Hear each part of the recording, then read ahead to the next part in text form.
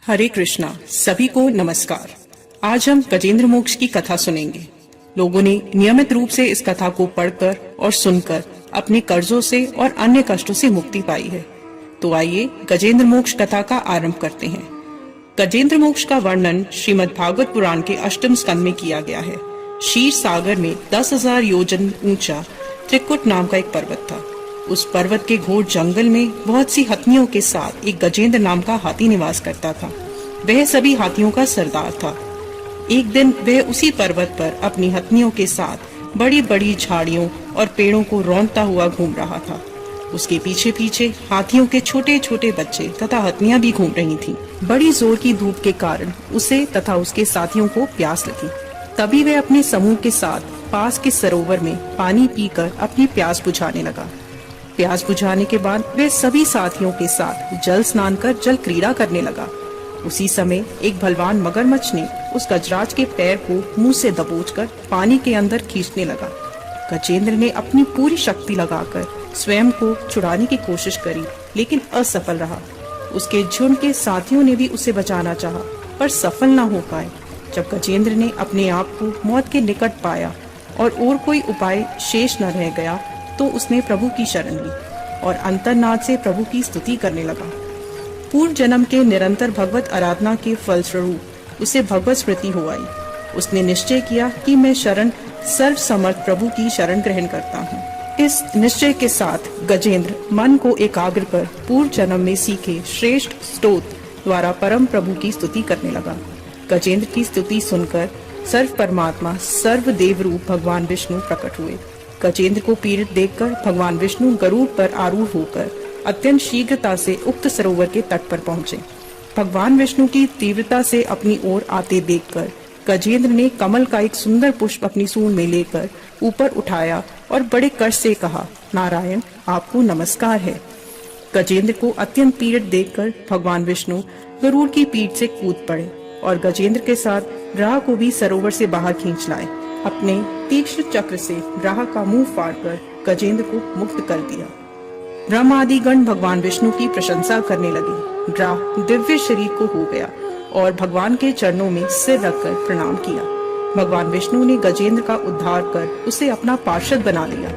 गजेंद्र की स्तुति से प्रसन्न होकर भगवान विष्णु ने सबके समक्ष कहा, प्यारे गजेंद्र, जो लोग ब्रह्म मुहूर्त में उठकर तुम्हारी की हुई स्तुति से मेरा सत्वन करेंगे, उन्हें मैं मृत्यु के समय निर्मल बुद्धि का दान दूंगा। यह कहकर भगवान विष्णु ने पार्षद रूप में गजेंद्र को साथ लिया और दिव्य धाम को चले गए। जब सुखदेव जी ने राजा परीक्षित को यह कथा सुनाई, तो राजा परीक्षित ने सुखदेव जी से पूछा, हे सुखदेव महाराज, ये गजेंद्र कौन था जिसकी पुकार सुनकर भगवान भोजन छोड़कर आ गए?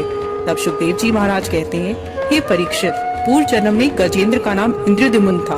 वह द्रविड़ देश का पांडववर्षी राजा था। वह भगवान का बहुत बड़ा सेवक था।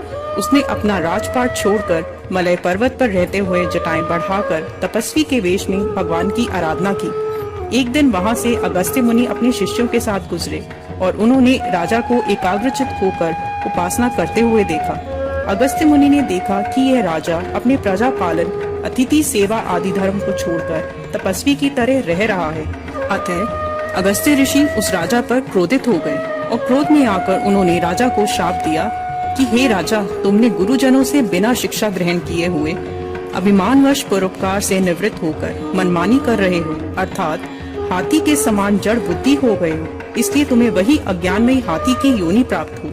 राजा ने इस श्राप को अपना प्रारब्ध समझा। इसके बाद दूसरे जन्म में उसे आत्मा की विस्तृति करा देने वाली हाथी की योनि प्राप्त हुई, परंतु भगवान की आराधना के प्रभाव से हाथी होने पर भी उन्हें भगवान की स्मृति हो गई। भगवान श्री हरि ने इस प्रकार गजेंद्र का उद्धार करके उसे अपने लोक में जगा दी। गजेंद्र को जिस ग्राह ने पकड़ा था, वह पूर्व जन्म में हुहु नाम का श्रेष्ठ गंधर्व था। एक बार देवल ऋषि जलाशय में स्नान कर रहे थे। उसी जलाशय में यह हुहु नाम का गंधर्व चुपचाप अंदर जाकर ऋषि के पैर पकड़ लिए और मगर मगर कहकर चिल्लाने लगा। इससे क्रोधित होकर देवल ऋषि ने श्राप दे हुहु को कहा, हे हुहु गंधर्व, तुझे लाज नहीं आती? तुझे संत महात्मा का आदर करना चाहिए और तू मजाक उड़ा रहा है और मगर की तरह आकर मेरा पैर पकड़ता है। अरे दुष्ट, अगर तुझे मगर बनने का इतना ही शौक है तो तुझे मगर की योनि प्राप्त होगी। शाप मिलते ही वह गंधर्व ऋषि से क्षमा याचना करने लगा। तब ऋषि ने कहा, तू मगर की योनि में जरूर जन्म लेगा, लेकिन तेरा उद्धार भगवान के हाथों ही होगा। इसी ग्रह रूपी हुकु गंधर्व का उद्धार भगवान श्री हरि ने किया। कथा संपूर्ण।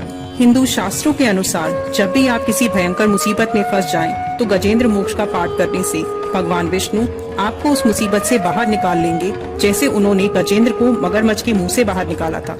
गजेंद्र मोक्ष का पाठ करने से कर्ज और पितृदोष से मुक्ति मिलती है। गजेंद्र मोक्ष के पाठ का सबसे अच्छा लाभ पाने के लिए सुबह स्नान करके और मुख पूर्व दिशा की ओर करके गजेंद्र मोक्ष का पाठ करें। हमारी वीडियो को लाइक जरूर करें। इस वीडियो को अपने फ्रेंड्स और रिलेटिव्स के साथ जरूर शेयर करें और औरों को जानकारी देने का पुण्य कमाएं। कमेंट बॉक्स में हरे कृष्णा लिखकर भगवान के चरणों में अपनी हाजिरी जरूर लगवाएं। धार्मिक कथाओं और उनसे जुड़ी जानकारियों के लिए हमारे चैनल के साथ जुड़े रहें।